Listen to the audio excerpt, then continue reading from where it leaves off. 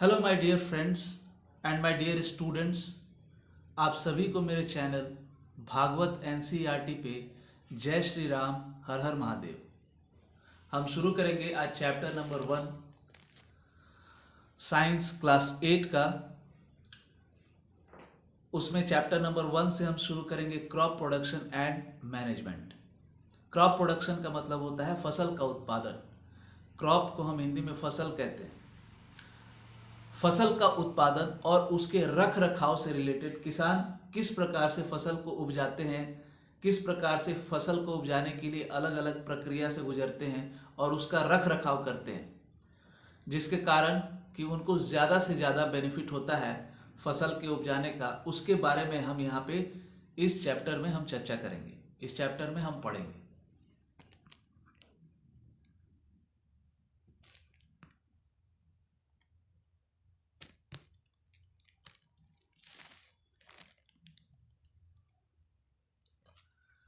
पहेली एंड बूझो went to their uncle's house during the summer vacation. Their uncle is a farmer. One day they saw some tools like khurpi, sickle, shovel, plow, etc. in the field. I want to know where and how we use these tools. पहेली और बूझो अपने uncle के घर जाते हैं गर्मी की छुट्टियों में। हम लोग गर्मी की छुट्टियों में बचपन में जाया करते थे अपने गांव पे। इनके अंकल एक किसान हैं। एक दिन पहेली और बूझो अपने अंकल के खेत में कुछ औजार देखते हैं, जैसे कि खुरपी हो गया। खुरपी को हम सामान्य भाषा में हम लोग खुरपी ही कहते हैं। सिक्कल, हंसुआ, सिक्कल को हिंदी में हंसुआ कहते हैं, दराती कहते हैं। सिक्कल का इस्तेमाल किसान फसल की कटाई में करते हैं। शॉवेल, बेलचा, बेलचा से हम मिट्टी को एक जगह से उठा करके दूसरे जगह रखते हैं। इन सारे औजारों को आपने देखा है, हम सभी ने देखा है, हमारे आसपास ये सभी दिखते हैं। प्लॉ, हल। चूंकि पहेली और बूझो के अंकल एक किसान थे, इसलिए उनके पास तो ये सब औजार होना ही था। अब ये इन औजारों को देखने के बाद, अब ये सब देख करके बूझो जानना चाहता है कि ये सभी औजार किस प्रकार से और कहाँ हम इस्तेमाल में ला सकते हैं।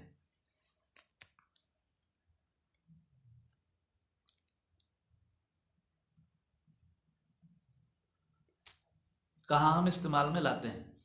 You have learned that all living organisms require food. Plants can make their food themselves. Can you recall how green plants synthesize their own food? Animals, including humans, cannot make their own food. So, where do animals get their food from? आप पढ़ चुके हैं कि जितने भी living organisms हैं उनको भोजन की आवश्यकता है। अंकल,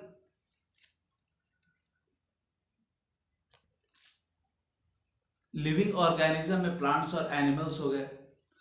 प्लांट्स अपना खुद का भोजन बना लेते हैं।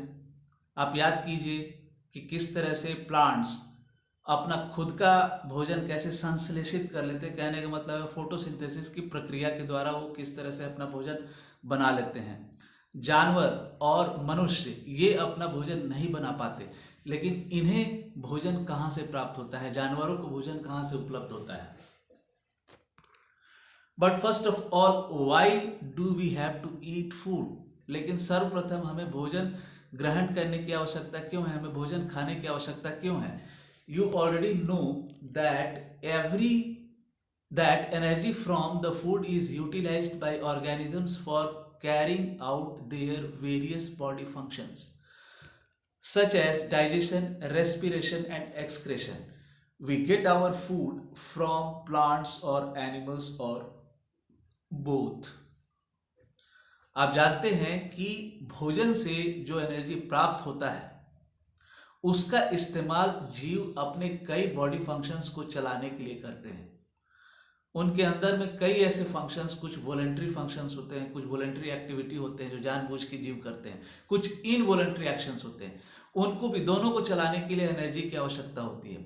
तो ये जैसे कुछ हो गया आपको, जैसे पाचन की क्रिया, रेस्पिरेशन, एक्सक्रेशन। एक्सक्रेशन में जीव का जो अनडाइजेस्टेड फूड होता है वो बाहर निकलने का जो प्रक्रिया होता है उसको हम एक्सक्रेशन कहते हैं। तो इन सारे बॉडी फंक्शंस को चलाने के लिए जीव को एनर्जी चाहिए, और उस एनर्जी को प्राप्त करने के लिए जीव भोजन लेता है। और हम लोगों को ये भोजन कहाँ से प्राप्त होता है? हम लोगों को ये भोजन प्राप्त होता है प्लांट से, या फिर एनिमल से, या फिर दोनों से होता है। कहने का मतलब है कि कुछ जीव खाली प्लांट्स खाते हैं, कुछ जीव जो कि हर्बीवोर्स हैं, कुछ जीव खाली एनिमल्स खाते हैं जो कि कार्निवोर्स हैं, और कुछ दोनों ही खाते हैं, कुछ दोनों से ही अपना भोजन प्राप्त करते हैं, उन्हें हम ऑमनीवोर्स कहते हैं। मैं तो वेजिटेरियन हूं, कुछ लोग ऑमनीवोर्स हैं।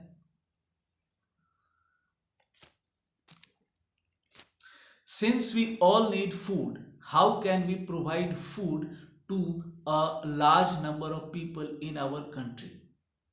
क्योंकि हम सभी को भोजन की आवश्यकता है, अतः किस प्रकार हम इतनी बड़ी आबादी को जो कि हमारे देश में रहता है उसको हम भोजन दे पाएंगे?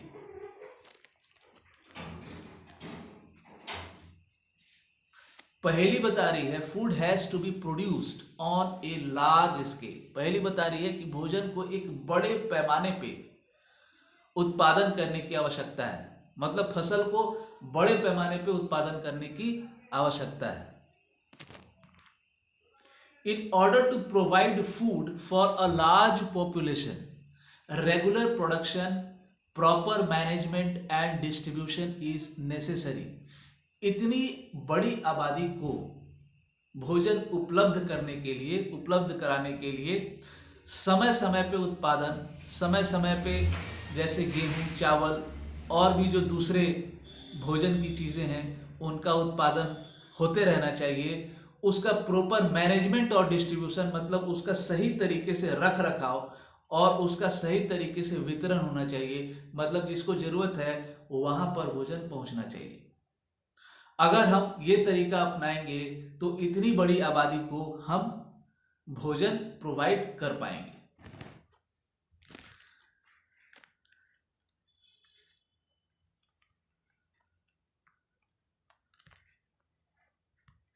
एग्रीकल्चरल प्रैक्टिसेस, एग्रीकल्चर को हम हिंदी में कृषि कहते हैं। इस पैराग्राफ में हम पढ़ेंगे कि कृषि किस प्रकार से शुरू हुआ, हम लोगों ने किस प्रकार से कृषि करना शुरू किया, लगभग कब से। Till 10,000 BCE people were nomadic. They were wandering in groups from place to place in search of food and shelter. They ate raw fruits and vegetables and started hunting animals for food. Later, they could cultivate land and produce rice, wheat, and other food crops. Thus was born agriculture.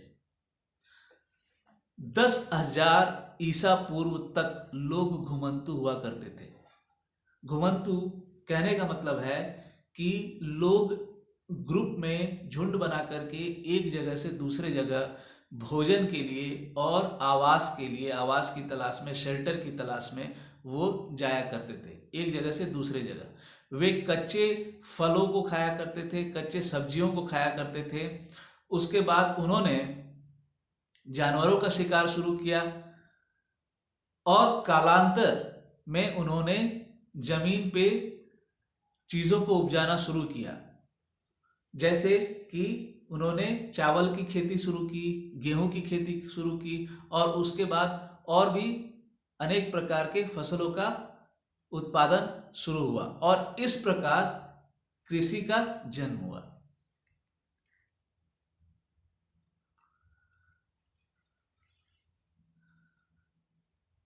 हमारा जो chapter का नाम है crop production and management, तो उसमें ये जो crop word है तो उसका मैंने आपको हिंदी मीनिंग बताया था, लेकिन थोड़ा यहाँ पे इलेबोरेट करके है। When plants of same kind are cultivated at one place on a large scale, it is called a crop. For example, crop of wheat, means that all the plants grown in a field are that of wheat. Crop का मतलब होता है कि जब किसी खेत में एक ही प्रकार के सारे पौधे लगाए गए हों, अगर बड़े पैमाने पे किसी एक बड़े खेत में या फिर किसी भी खेत में आप अगर एक ही प्रकार के पौधे को लगाते हैं तो उसे हम क्रॉप कहते हैं। उदाहरण के लिए जैसे गेहूं, क्रॉप को हम हिंदी में फसल कहते हैं। तो गेहूं का जो फसल है तो खेत में केवल गेहूं के ही पौधे लगे होंगे तो हम इसे गेहूं का फसल कहेंगे या फिर व्हीट क्रॉप कहेंगे।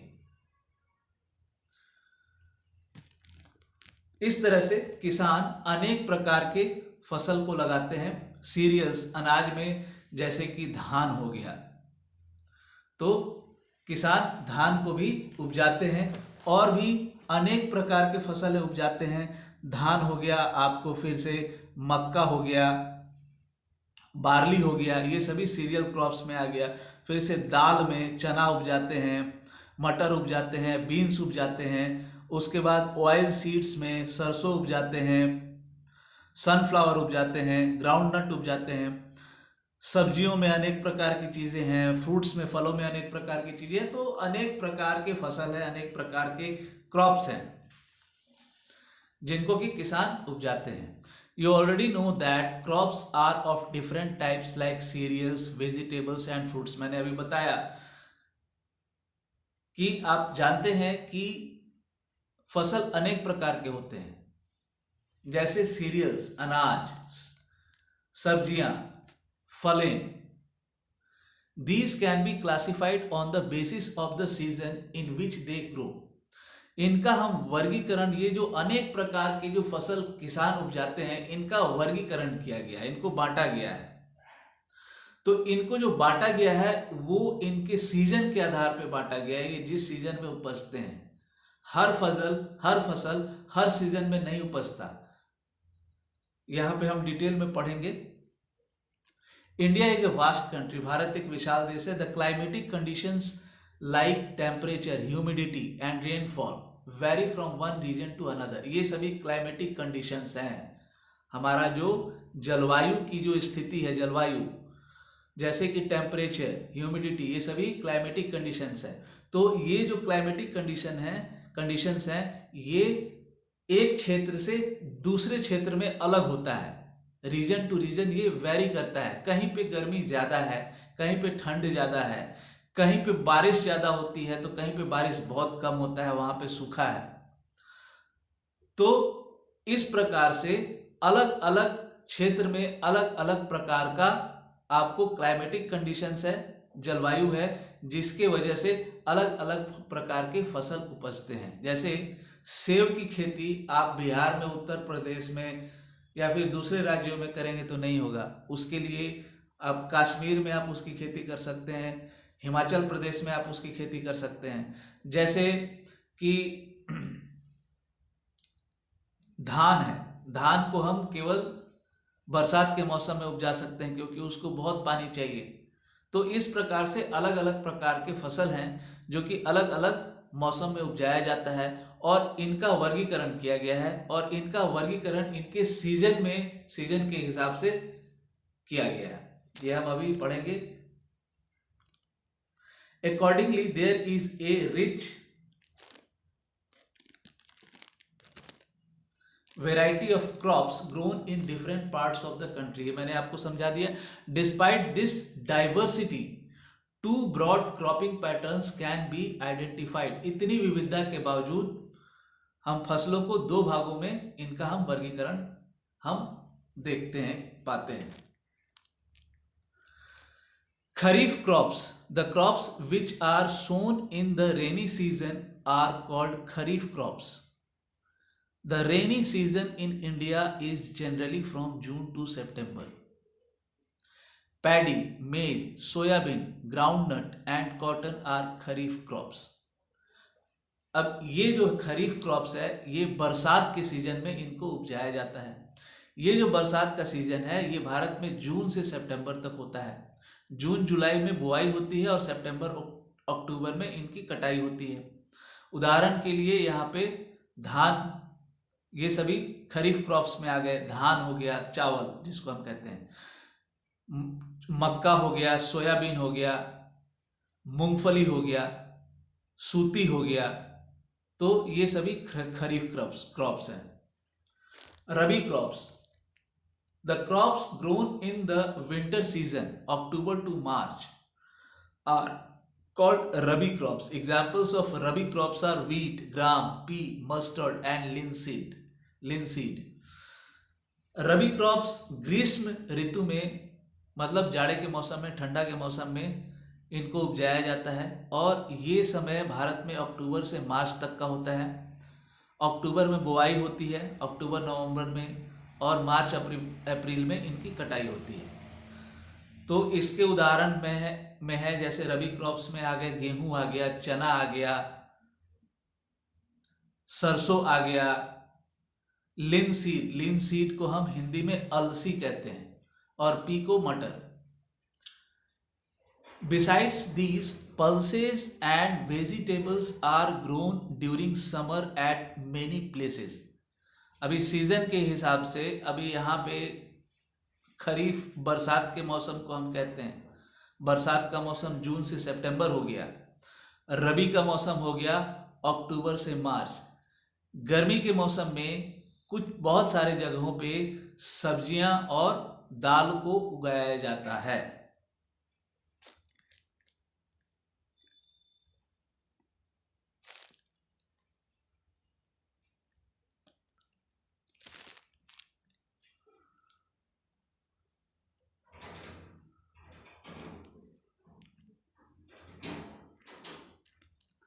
Basic practices of crop production. Why paddy cannot be grown in the winter season? ये जो पॉइंट है basic practices of crop production, ये जो बेसिक प्रैक्टिसेस है एक किसान किसी फसल को उपजाने के लिए, एक किसान हो या फिर आप गार्डन में कोई पौधा उपजा रहे हो, तो इसके लिए कुछ बेसिक प्रैक्टिसेस है, मतलब कुछ क्रियाकलाप है जिससे कि किसान को या फिर जो अपने बागवानी में कोई पौधा उपजा रहा है उसके लिए उसको गुजरना पड़ता है। तो इन क्रियाकलापों को हम बेसिक प्रैक्टिसेस कहते हैं, जो कि क्रॉप प्रोडक्शन में सबको करना पड़ता है। वो करने पे किसी फसल का उत्पादन होता है, तो उसके बारे में हम पढ़ेंगे। यहाँ पे बुझो पूछ रहा है कि धान को क्यों हम जाड़े के मौसम में नहीं उपजा सकते हैं। पहले भी बता चुका हूं और यहाँ पे उसका आंसर पहेली भी दे रही है। Paddy requires a lot of water, therefore it is grown only in the rainy season. Paddy को, धान को बहुत ज़्यादा पानी चाहिए, इसीलिए इसको केवल बरसात के मौसम में ही उगाया जा सकता है। Cultivation of crops involves several activities undertaken by farmers over a period of time. एक समय के अंतराल तक फसलों के उत्पादन में किसानों को बहुत सारे क्रियाकलाप से गुजरना पड़ता है। You may find that these activities are similar to those carried out by a gardener or even by you when you grow ornamental plants in your house. तो ये जो एक्टिविटीज़ होती हैं आप पाएंगे कि जो आपके बगान में जो गार्डनर जो काम कर रहा होता है, जैसे कुछ गार्डनर आपके बगान में कुछ उपजाता है, जैसे कि ऑर्नामेंटल प्लांट्स, मतलब सजावट के लिए जो पौधे उपजाता है वो ऑर्नामेंटल प्लांट्स होते हैं। और भी थोड़े मात्रा में सब्जियां उपजा लेता है और भी दूसरे प्लांट्स को भी उपजा लेता है। तो वो जो एक्टिविटीज़ उनको उपजाने में जो जो चीज़ करना पड़ता है वही चीज़ें एक किसान को भी करना होता है जब वो एक फसल का उत्पादन कर रहा होता है। जैसे आपके घर में गार्डनर अगर आपके बागान में कुछ उपजा रहा है तो वो खेत को कोड़ता है, उसको समतल बनाता है, उसमें खाद मिलाता है, उसमें पानी देता है, उसमें बीज बोता है। तो ये सब जो एक्टिविटीज़ है ये सब बेसिक प्रैक्टिसेस है जो कि सबको करना पड़ता है। जो आप बागान में कुछ उपजा रहे हो या फिर किसान अपने खेत में कर रहे हैं, दोनों को करना पड़ता है। These activities or tasks are referred to as agricultural practices।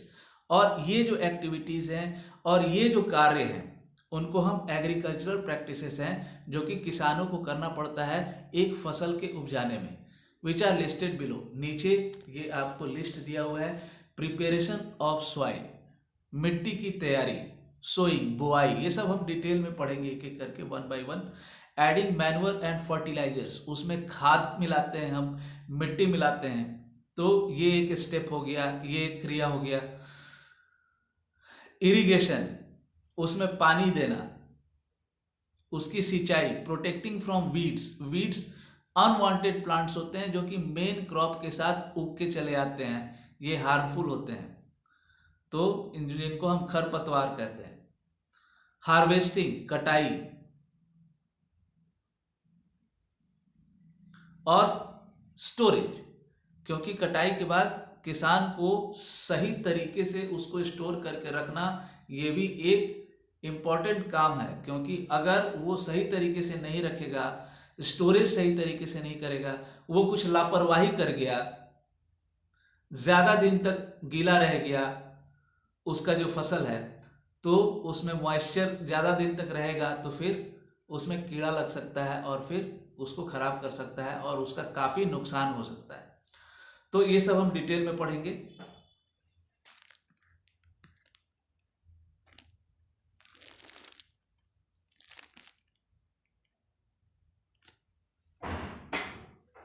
पहला है प्रिपरेशन ऑफ सॉइल, मिट्टी की तैयारी। ये पहला स्टेप है।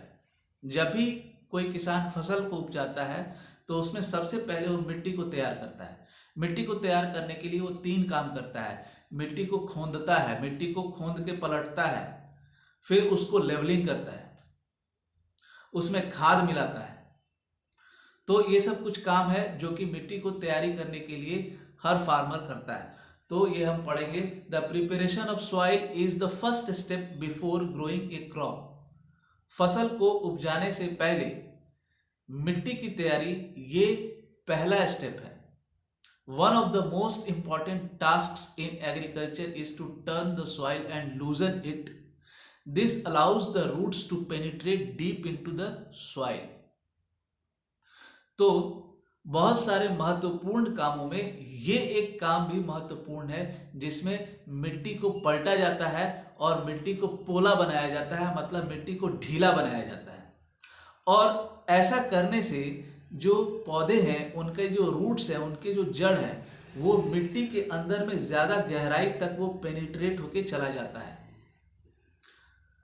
The loose soils allows the roots to breathe easily even when they go deep into the soil. तो जो लूज मिट्टी होता है उससे क्या होता है कि जो पौधे होते हैं उनको सांस लेना आसान हो जाता है, क्योंकि मिट्टी के अंदर में स्पेस ज़्यादा होता है, मिट्टी पोला होता है, और मिट्टी पोला होने के कारण वो अंदर में वो ज़्यादा हवा को होल्ड कर लेता है, जिससे कि ब्रीदिंग प्लांट्स का अच्छा होता है। Why does the loosening of soil allow the roots to breathe easily? मिट्टी को पोला बनाना रूट्स को सांस लेने में क्यों आसान बनाता है, ये हम पढ़ेंगे। ये एक प्रश्न है, उसका हम अभी पढ़ेंगे। The लूजन soil helps in the growth of earthworms and microbes present in the soil. तो ये जो पोला मिट्टी है, जो अर्थवॉर्म्स है, अर्थवॉर्म्स का मतलब केंचुए, और माइक्रोब्स सूक्ष्म जीव जो आंख से दिखते नहीं, तो जो पोला मिट्टी है, जो ढीला मिट्टी है, उसमें ये जो जीव हैं, जो केंचुए हैं और जो सूक्ष्म जीव हैं, ये इनका ग्रोथ ज़्यादा होता है, इनका नंबर्स बढ़ने लगता है। These organisms are friends of the farmer since they further turn and loosen the soil and add humus to it. ये जो और जीव हैं, ये अर्थवॉर्म्स और माइक्रोब्स, ये दोनों किसानों के मित्र होते हैं, क्योंकि ये मिट्टी को और आगे पलटते हैं और उनको पोला बनाते हैं, ढीला बनाते हैं, और मिट्टी के अंदर में ह्यूमस को ऐड करते हैं, ह्यूमस को जोड़ते हैं, जो कि मिट्टी को उपजाऊ बनाता है। फसल के उपज के लिए ह्यूमस बहुत जरूरी होता है। But why the soil needs to be turn and loosen, लेकिन क्यों मिट्टी को पलटा जाता है और उनको पोला बनाया जाता है? यहां एक प्रश्न है, फिर आगे और कुछ मिलेगा यहाँ पे आपको। यू हैव लर्न, मेन चीज तो आप पढ़ लिए। You have learn in the previous classes that soil contains minerals, water, air and some living organisms. आप पिछले क्लासेस में पढ़ चुके हैं कि मिट्टी के अंदर में खनिज होता है, पानी होता है, हवा होता है और कुछ जीवित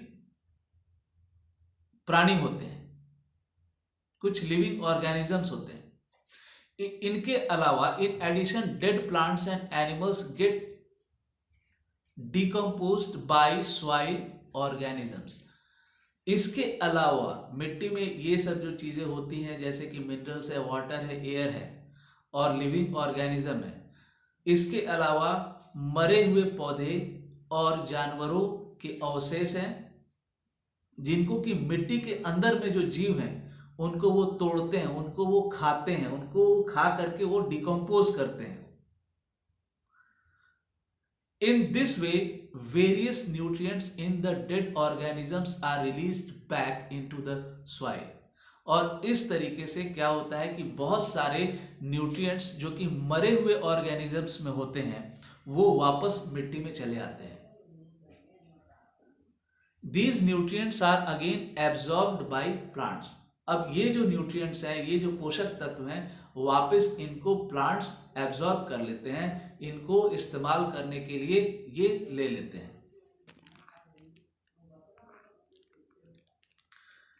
Since only a few centimeters of the top layer of soil supports plant growth, turning and loosening of soil brings the nutrient-rich soil to the top so that plants can use these nutrients. चूंकि जो plant का जो growth होता है वो मिट्टी के ऊपरी भाग के कुछ सेंटीमीटर्स में ही होता है, जिससे कि जब मिट्टी को पलटते हैं तो नीचे का जो पोषक तत्व है वो ऊपर की ओर चला जाता है, और जिससे कि पौधे का ग्रोथ जो है वो आसान हो जाता है, पौधों को न्यूट्रिएंट्स आसानी से मिलने लगता है।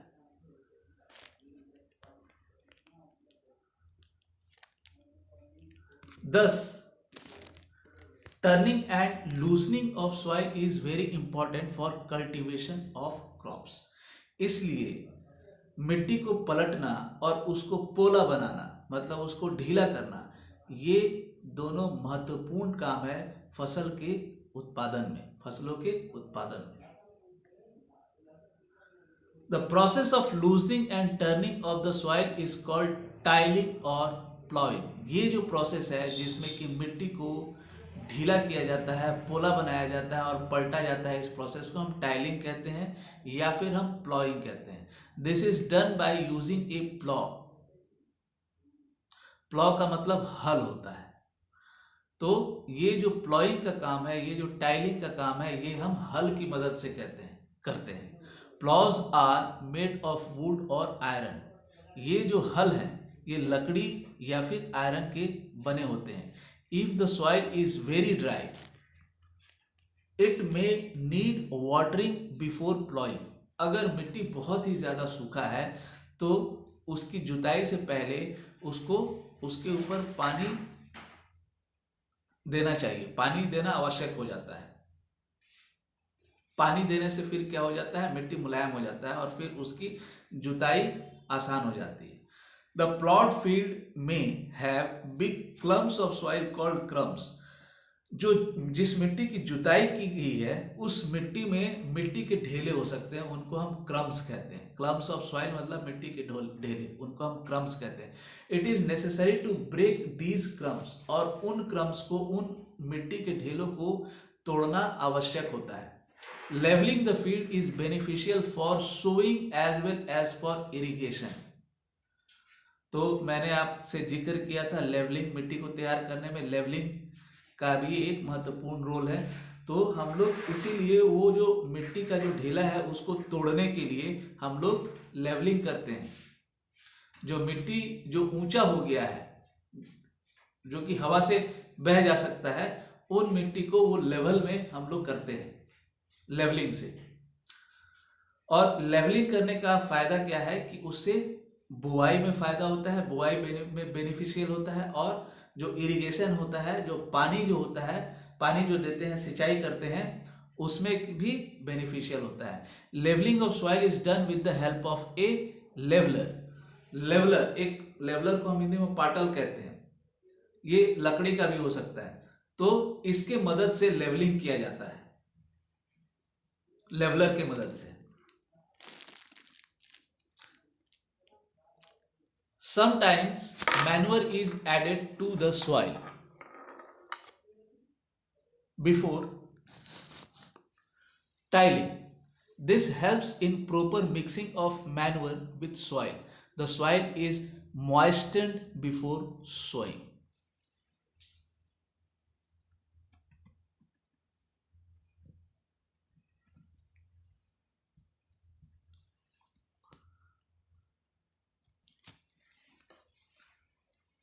कभी कभी हम लोग मिट्टी को जोतने से पहले हम लोग उसमें खाद मिलाते हैं।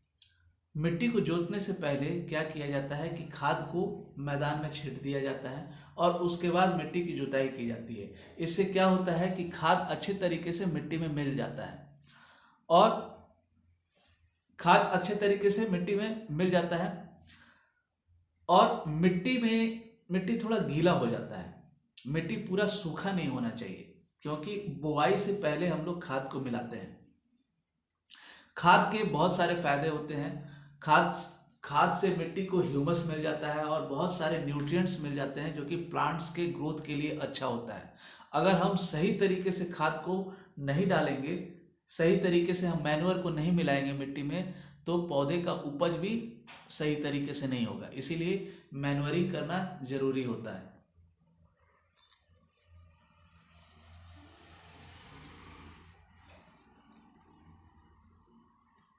अब ये जो 3 काम हम लोग कर लेते हैं, जब हमारे किसान भाई जब ये 3 काम कर लेते हैं, मिट्टी की जुताई, उसका लेवलिंग, उसमें खाद मिलाना, तो मिट्टी बुआई के लिए तैयार हो जाता है। तो पहले तो हम लोग खाद डालते हैं, फिर उसको जोतते हैं। जोतने से क्या होता है कि अच्छे तरीके से मिट्टी में खाद मिल जाता है, और फिर उसका लेवलिंग कर देते हैं। अब मिट्टी तैयार हो गया। अब उसके बाद जो है बुआई का काम होता है।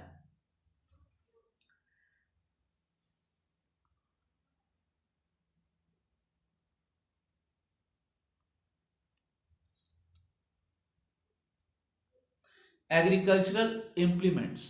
अब ये जो हम मिट्टी तैयार करने का काम करते हैं, तो इसके लिए कुछ औजार का इस्तेमाल करते हैं। उन औजारों के बारे में हम पढ़ेंगे। Before sowing the seeds it is necessary to break soil clumps to get better yield. बुआई से पहले जो मिट्टी के जो ढेले होते हैं उनको फोड़ना जरूरी होता है, ताकि उपज अच्छा हो सके। This is done with the help of various tool. और ये जो मिट्टी के ढेलों का जो तोड़ने का जो काम है, ये अलग अलग औजार से किया जाता है। The main tools used for this purposes are the plough, hoe and cultivator. तो ये सभी मेन मुख्य औजार हैं। प्लॉ मतलब हल, हो मतलब कुदाल, और कल्टीवेटर ये ट्रैक्टर ड्रिवन होता है। ये हो गया हल, इसका कंस्ट्रक्शन यहाँ पे दिया हुआ है। प्लॉ,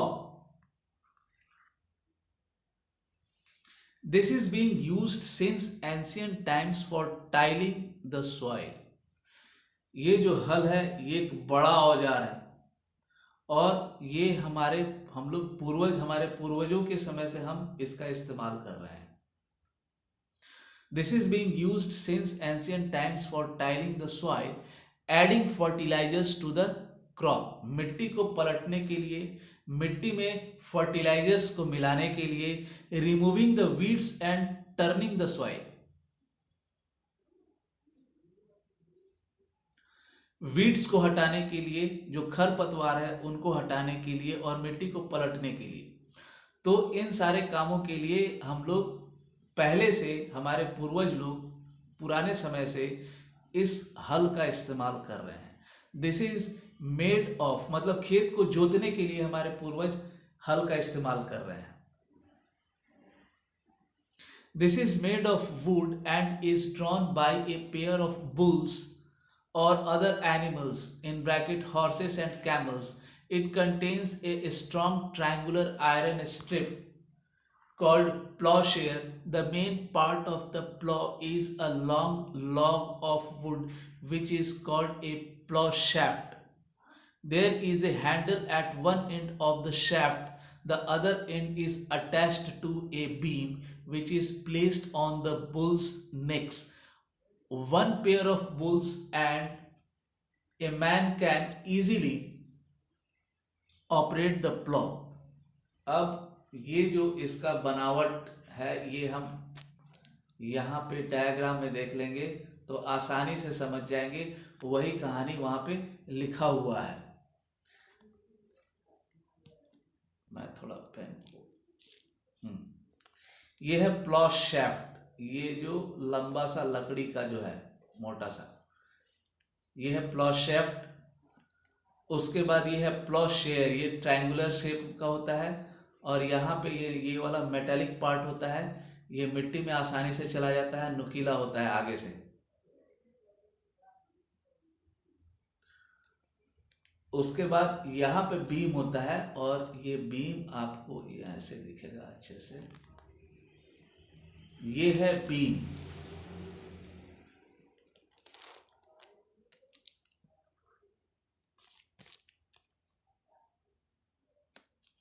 ये है बीम आपको, ये मोटा सा, जो कि बैल के दोनों बैलों के ऊपर है।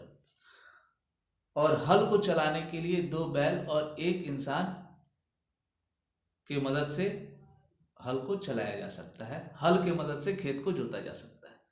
तो ये आपको जो पारंपरिक जो हमारा जो हल है उसका ये बनावट है।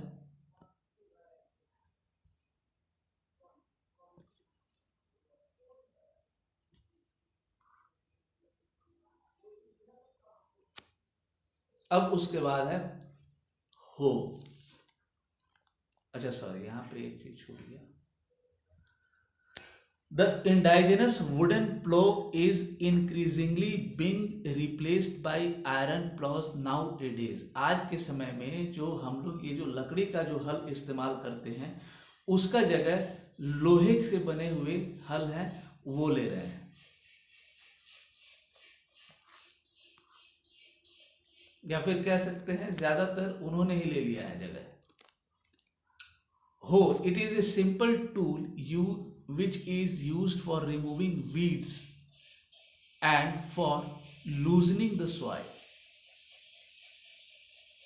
तो ये एक साधारण औजार है, हो, कुदाल को कहते हैं हम हिंदी में, जो कि वीड्स को जड़ से उखाड़ने में ये मदद करता है। वीड्स जो अनवांटेड प्लांट्स जो मेन क्रॉप्स के साथ चले आते हैं, उनको उखाड़ने में ये काम आता है। और दूसरा क्या है कि मिट्टी को ढीला करने में ये काम में आता है, मिट्टी को पोला बनाने में ये काम में आता है। It has a long rod of wood और आयरन।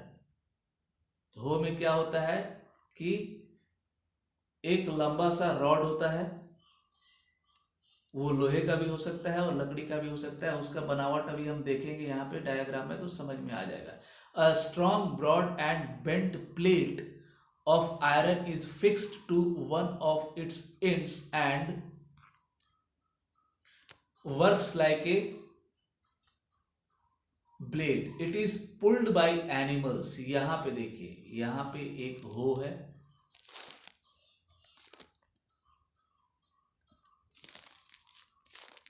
ये है बीम जो कि जानवर के ऊपर लगाया जाता है। ये है बीम, जानवर के ऊपर लगाया जाता है। ये रॉड है, ये हैंडल है, जो किसान चला रहा होगा तो इस हैंडल को पकड़ के, इस ग्रिप के माध्यम से, इस हैंडल को से वो इसको बैलेंस करता है। और ये नीचे बेंड बेंड प्लेट, ये प्लेट नीचे लगा हुआ है।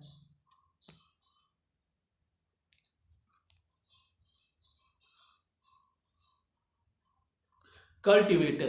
Nowadays, plowing is done by tractor-driven cultivator. The use of cultivator saves labor and time. अब आज के समय में खेती के लिए, मिट्टी को जोतने के लिए ट्रैक्टर से चलने वाला ये कल्टीवेटर है, उसका इस्तेमाल करते हैं। नीचे यहाँ पे ट्रैक्टर के पीछे लगा हुआ है ये जो कल्टीवेटर है, इसमें ढेर सारे प्लॉशेयर होते हैं। मतलब हल के नीचे वाला जो पार्ट होता है वो इसमें ढेर सारे लगे होते हैं। और कल्टीवेटर को चला करके ढेर सारा श्रम भी बच जाता है और समय भी बच जाता है, मतलब मेहनत बच जाता है आदमी का।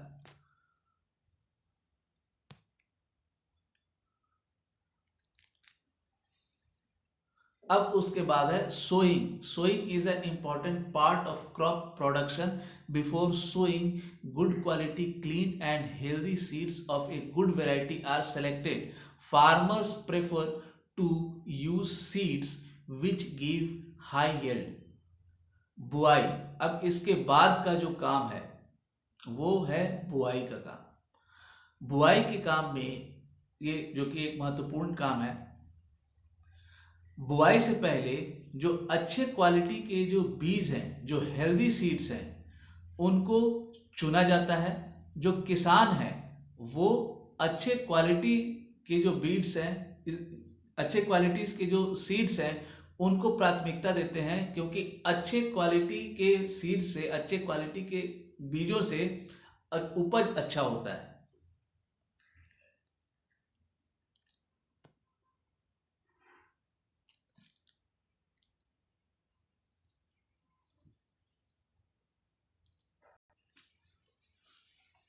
अब उसके बाद है selection of seeds. One day I saw my mother put some gram seeds in a vessel and pour some water on them. After a few minutes, some seeds started to float on top. I wonder why some seeds float on water.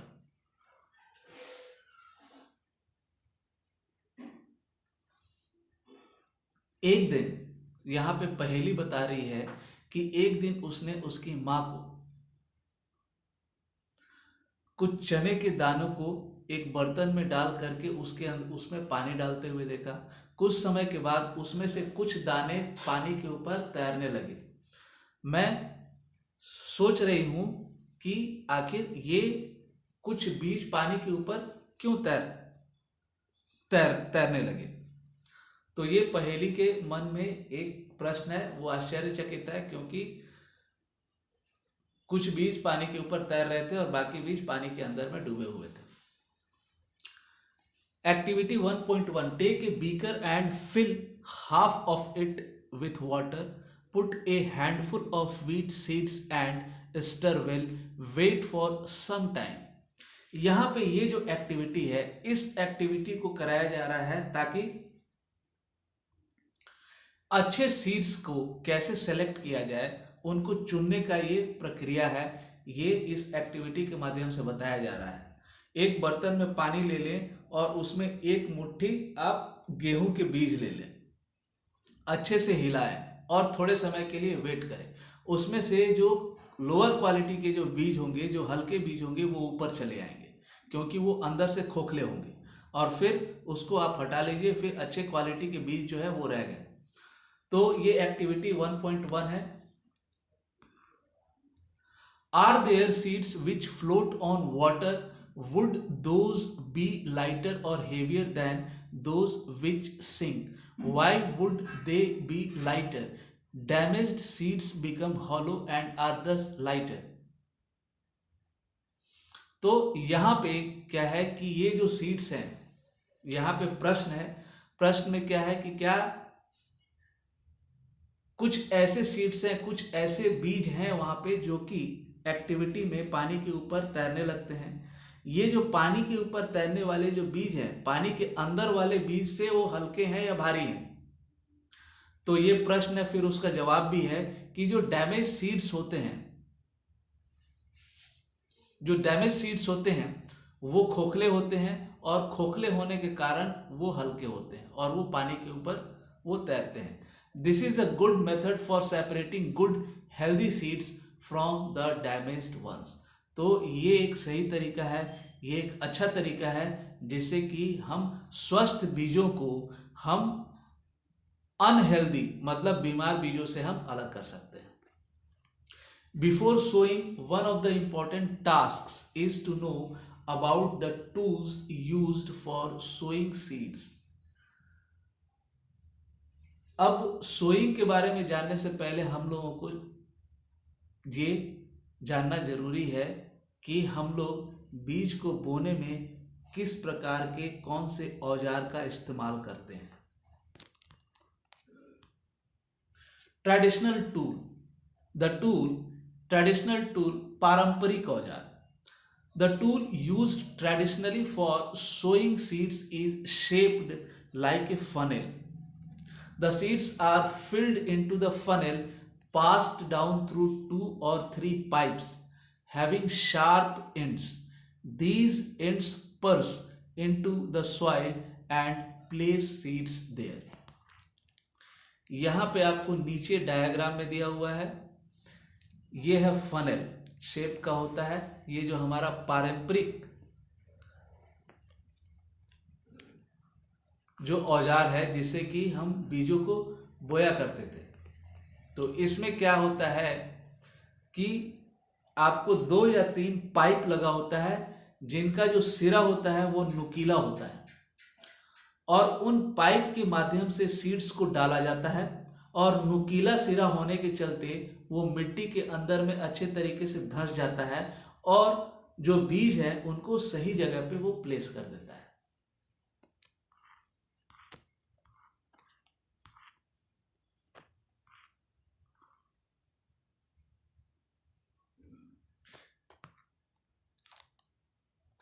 Seed drill. Nowadays, the seed drill is used for sowing with the help of tractors. तो ये जो बुआई के लिए अब आधुनिक तरीका है ये सीड ड्रिल। तो आज के समय में सीड ड्रिल जो कि ट्रैक्टर से चलाया जाता है, इसका इस्तेमाल किया जाता है। This shows the seeds uniformly eight equal distance and depth. Seed drill की मदद से बराबर की दूरी पे और बराबर की गहराई में बीजों को बोया जा सकता है। It ensures that seeds get covered by the soil after sowing. तो ट्रैक्टर ड्रिवन सीड ड्रिल से और फायदा ये भी है कि एक तो बराबर की दूरी पे बीजों को बो सकते हैं, बराबर की गहराई पे बीजों को बो सकते हैं, और बीजों को बोने के बाद उसको मिट्टी से ढका भी जा सकता है। This protects seeds from being eaten by birds. जब मिट्टी के अंदर में बीज चला जाता है तो उसको बर्ड से सुरक्षा मिल जाती है। जो पक्षी होते हैं वो उसको खा नहीं पाते हैं, क्योंकि पक्षी उसको देख नहीं पाएंगे तो उसको चुग नहीं पाएंगे। Sowing by using a seed drill saves time and labour. Seed drill की मदद से हम अगर बुआई का काम करते हैं तो उससे हमारा टाइम बचता है और उससे हमारा मेहनत भी बचता है।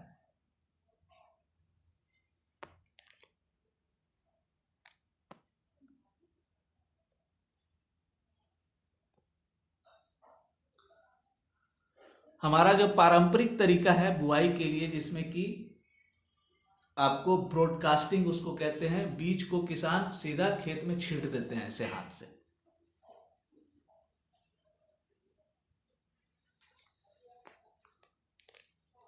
अब यहाँ बूझो क्या बोल रहा है। हाँ, यहाँ प्रश्न है, there is a nursery near my school.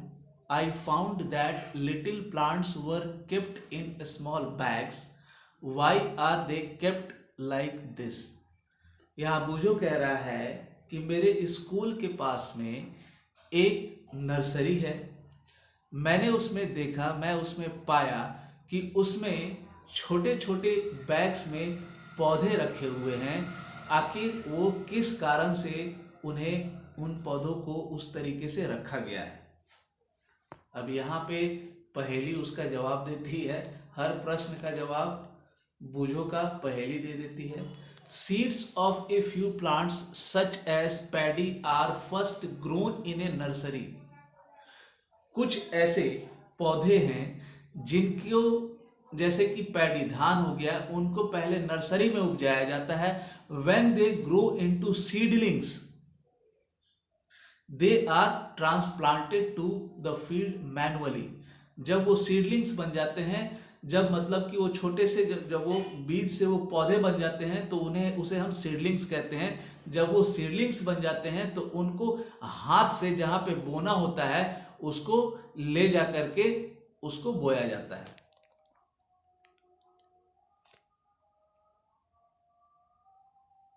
Some forest plants and flowering plants are also grown in the nursery. कुछ जंगली पौधे और कुछ फूल देने वाले पौधों को भी नर्सरी में इस तरीके से उपजाया जाता है। मतलब वहाँ पे सीडलिंग बनाया जाता है और फिर उसको ले जा करके दूसरी जगह उपजाया जाता है।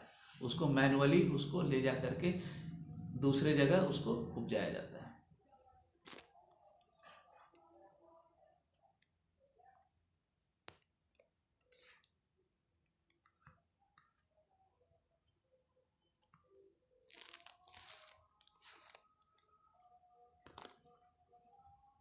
Appropriate distance between the seeds is necessary to avoid overcrowding of plants. हमारा जो पारंपरिक तरीका है जिसमें कि हमारे किसान भाई बीज बोते हैं, जिसमें कि वो सीड को अपने हाथ से छींटते हैं, तो इसमें एक थोड़ा क्या कमी होता था कि इसमें प्लांट्स का ओवर क्राउडिंग हो जाता था। कहीं पे कुछ जगह पे ओवर क्राउडिंग हो गया तो कहीं पे प्लांट्स को पौधे कम हो गए, मतलब अनइवन डिस्टेंस पे प्लांट्स उग जाते थे। तो अप्रोप्रिएट डिस्टेंस पे बीजों को बोया जाना बहुत ज़रूरी है, क्योंकि अगर सही एक डिस्टेंस पे, एक दूरी पे अगर हम बीजों को बोएंगे नहीं तो वहाँ पे क्या होगा, ओवर क्राउडिंग हो जाएगा। ओवर क्राउडिंग में बहुत ज़्यादा पौधे एक ही जगह पे उग जाएंगे, बहुत ज़्यादा पौधे उग जाएंगे तो रिसोर्सेस के लिए वो compete करने लगेंगे। This allows plants to get sufficient sunlight, nutrients and water from the soil. At times a few plants may have to be removed to prevent overcrowding. अब ये इस ओवरक्राउडिंग का प्रॉब्लम क्या है कि अगर ओवरक्राउडिंग हो जाता है तो प्लांट्स एक दूसरे से सनलाइट के लिए, पोषक तत्व के लिए, पानी के लिए मिट्टी से वो compete करने लगते हैं। मतलब मिट्टी से ये सब प्राप्त होता है तो सारे पौधे वो compete करने लगते हैं। तो इसीलिए इस ओवर क्राउडिंग से बचने के लिए कुछ पौधों को वहां से हटा लिया जाता है और प्रॉपर डिस्टेंस पे पौधों को, बीजों को बोया जाता है, ताकि वहां पे सही सही दूरी पे रहेगा तो फिर ओवर क्राउडिंग नहीं होगा।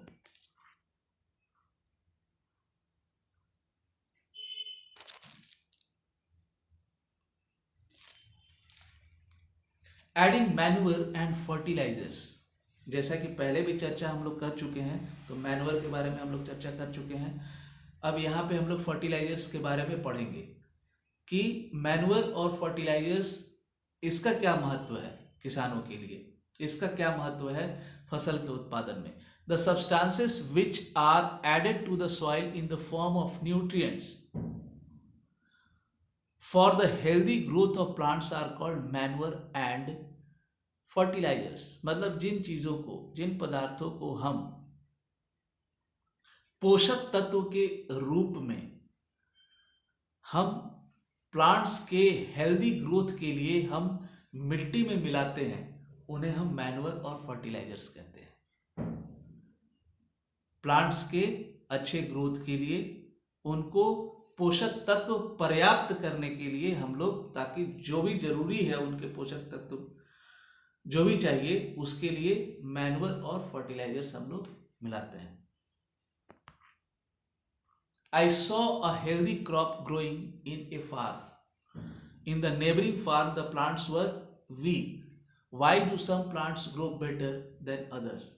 बुजो कह रहा है कि मैंने एक फार्म में काफी स्वस्थ पौधों को उगते हुए देखा। स्वस्थ पौधों को मतलब कि आप देखेंगे ही तो उसमें के जो पौधे हैं वो अच्छे तरीके से वो देख करके ही अच्छा लगेगा, क्योंकि उनका ग्रोथ सही हुआ रहेगा, वो इरेक्ट रहेंगे, उनके पत्ते स्वस्थ रहेंगे, तो देख करके ही आपको समझ में आ जाएगा। तो यहाँ बुजो कह रहा है कि उसने एक फार्म में, एक खेत में उसने स्वस्थ पौधों को, स्वस्थ फसल को उपजते हुए देखा। In the neighbouring farm the plants were weak. लेकिन उसके पास में जो खेत था जहां पे स्वस्थ फसल उपज रहा है, उसके पास में जो खेत है वहां पे जो प्लांट्स हैं वो कमजोर है। तो यहां बुझो प्रश्न कर रहा है कि क्यों कुछ प्लांट्स दूसरे प्लांट्स की तुलना में बेटर होते हैं, अच्छे होते हैं।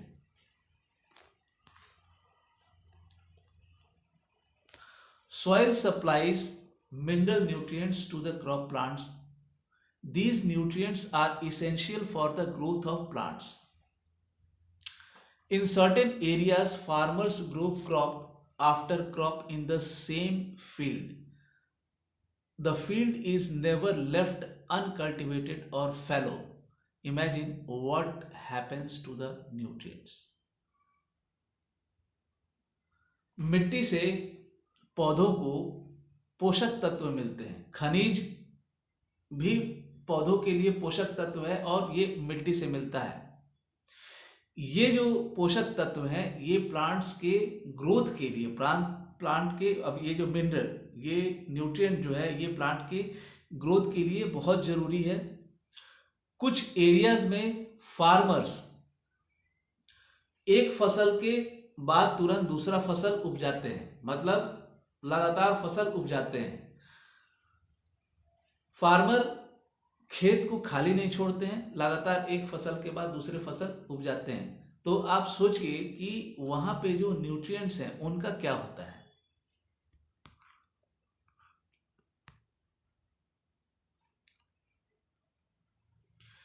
Continuous cultivation of crops makes the soil poor in nutrients.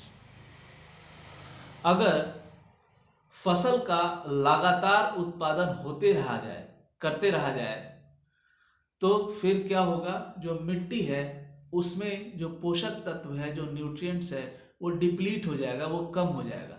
Therefore farmers have to add manure to the fields to replenish the soil with nutrients. इसीलिए किसानों को उसमें खाद मिलाना पड़ता है ताकि फसलों को उपजाने से जो पोषक तत्व कम हो गए हैं उनकी भरपाई की जा सके। This process is called manuring. ये जो प्रोसेस है इस प्रोसेस को हम मैन्युअरिंग कहते हैं। This process is called manuring. Improper और insufficient manuring results in weak plants. अगर इम्प्रॉपर मैन्युअरिंग हुआ, इनसफिशिएंट मैन्युअरिंग हुआ, मतलब कि जितना खाद का आवश्यकता है उतना खाद नहीं दिए, उसमें कटौती कर दिए, और सही तरीके से नहीं दिए, मतलब जब देना है तब नहीं दिए, तो क्या होगा, पौधे कमजोर हो जाएंगे। Manure is an organic substance. Organic substance को हम हिंदी में कहेंगे जैविक पदार्थ। Manure is an organic substance obtained from the decomposition of plant और एनिमल वेस्ट। मैन्युअर एक ऑर्गेनिक सब्सटेंस है, एक जैविक पदार्थ है जो कि प्लांट और एनिमल के जो वेस्ट्स हैं उनके डीकम्पोजिशन से होता है। मतलब उनका जो डीकम्पोजिशन मतलब विघटन, वो जब टूटते हैं तो वो टूट करके ये ऑर्गेनिक सब्सटेंस बनता है, manure. Farmers dump plant and animal waste in pits at open places and allow it to decompose. किसान क्या करते हैं कि खुले मैदान में एक गड्ढे में जो प्लांट्स और एनिमल के जो वेस्ट्स हैं उसको वो उसमें सड़ने के लिए डाल देते हैं। ये जो डिकम्पोज होता है वो माइक्रो ऑर्गेनिज्म, छोटे मोटे कीड़े जो हैं वो उसको खा खा करके उसको डिकम्पोज करते, उसको तोड़ते हैं। The decomposition is caused by some micro organisms, कुछ माइक्रो ऑर्गेनिजम्स सूक्ष्म जीवों के द्वारा ये जो डिकम्पोजिशन का काम होता है। ये सूक्ष्म जीव क्या करते हैं, तो ये इन जो वेस्ट हैं इनको, ये प्लांट और एनिमल वेस्ट को ये खाते हैं। द decomposed matter is used as organic manure. ये जो decomposed मैटर है, ये जो decomposed पदार्थ है, इसको यूज किया जाता है ऑर्गेनिक मैन्योर के रूप में, जैविक खाद के रूप में इसको इस्तेमाल किया जाता है।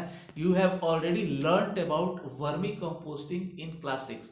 क्लास 6 में हम लोग वर्मी कंपोस्टिंग के बारे में पढ़ चुके हैं। वर्मी कंपोस्टिंग एक प्रक्रिया है जिसमें कि केंचुआ के मदद से कंपोस्ट बनाते हैं, रेड वॉर्म के मदद से हम कंपोस्ट बनाते हैं। ये क्लास 6 में आप पढ़ चुके हैं।